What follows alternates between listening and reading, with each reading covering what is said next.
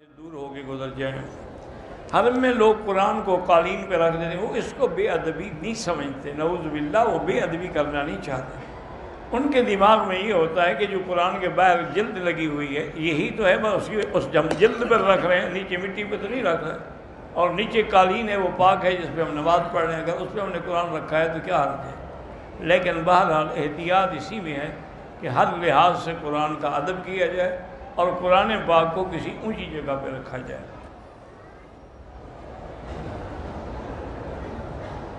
Machine میں جو کپڑے ڈالتے ہیں پاک بھی ناپاک بھی، اس کا طریقہ یہ ہے کہ جب وہ دھل جائیں بعد میں پاک پانی میں ان کو نکالا جائے، کیونکہ اس میں تو سارا پانی مل گیا نا، گندے کپڑوں والا بھی اور پاک کپڑوں والا بھی۔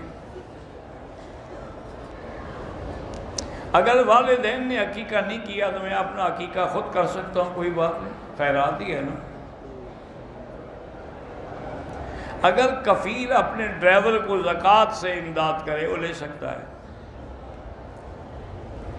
جو لوگ حیثیت بھی ہے، دولت بھی ہے، مال بھی ہے، لیکن بچوں کا عقیقہ نہیں کرتے، وہ گناہگار ہیں اور سنت کے خلاف کرتے ہیں۔